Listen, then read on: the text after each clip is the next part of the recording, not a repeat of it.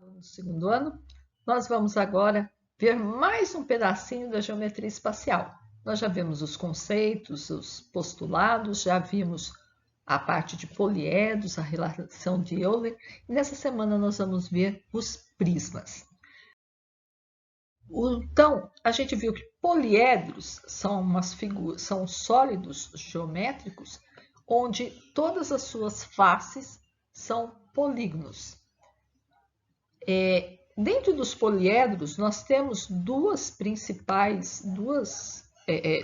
poliedros, duas formas poliédricas principais, os prismas e as pirâmides. Nessa semana, nós vamos ver, então, mais especificamente os prismas. O prisma vai ser um poliedro onde a gente vai ter duas bases. Essas bases elas são congruentes. O que isso quer dizer? Elas têm o mesmo tamanho, a mesma forma, para não falar iguais, porque elas não são iguais porque elas estão ocupando lugares diferentes no espaço. Então, elas são congruentes e elas são opostas, né? Geralmente, ou fica uma na frente, outra atrás, ou uma em cima, outra embaixo. E as faces laterais são sempre paralelogramos. Aí tipo assim, isso aqui é um prisma, né? Também conhecido como paralelepípedo.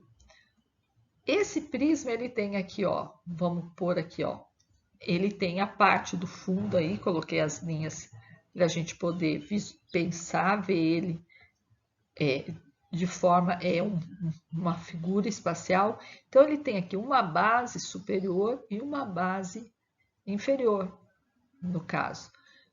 E aí as faces opostas elas vão ser iguais. Eu tenho aqui as faces, são todas e tem as laterais aqui também, elas são todas formadas por paralelogramos. Nesse caso em especial, quando a gente tem um prisma reto, a gente tem o paralelogramo, vai ser o retângulo. Ou no caso, o cubo também é um prisma, onde todas as faces são iguais, né? Então é difícil saber qual que é a base.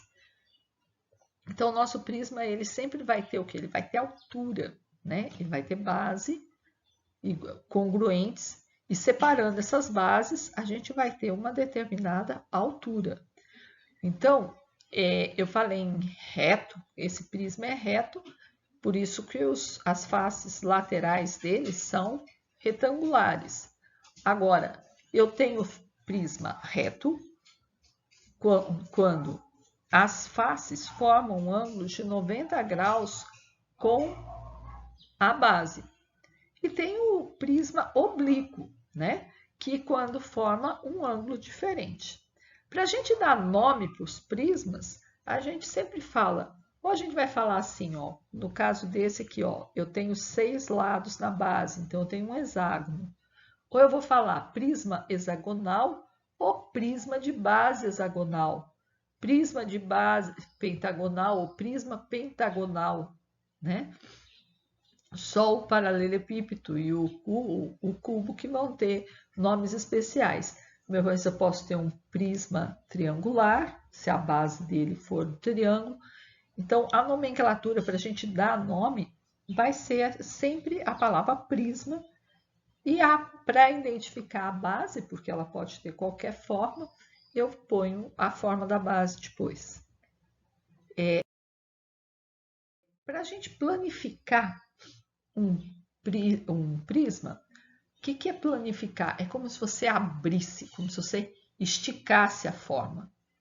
Ele é como se fosse uma caixinha que você desmonta e abre e deixa ela esticadinha. Então, aqui, ó, sempre eu vou ter aqui ou retângulos ou paralelogramos unidos, né? Sempre junto. E de um lado e de outro, as bases.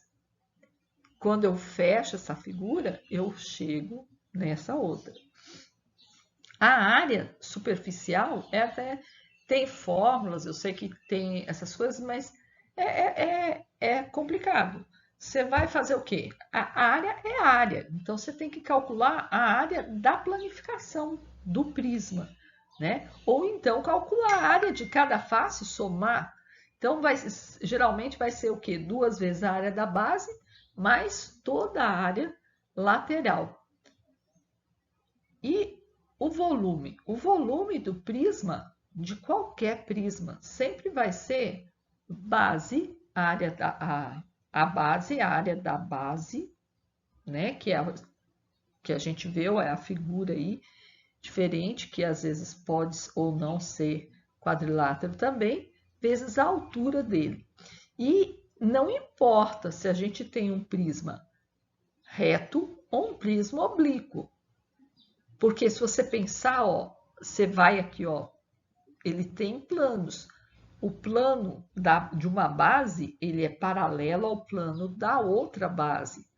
E qualquer plano que você pegar aqui, a área da base vai ser a mesma. Então, é como se eu pegasse o mesmo volume aqui, ó, e só desse uma entortadinha nele.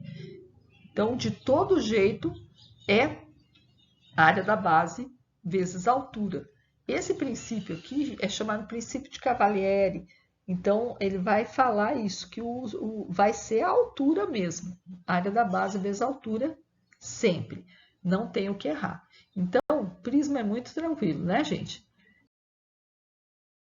Eu espero vocês, então, espero que vocês façam as atividades. Já tem um vídeo corrigindo as atividades sobre o prisma. E aguardo vocês na próxima semana.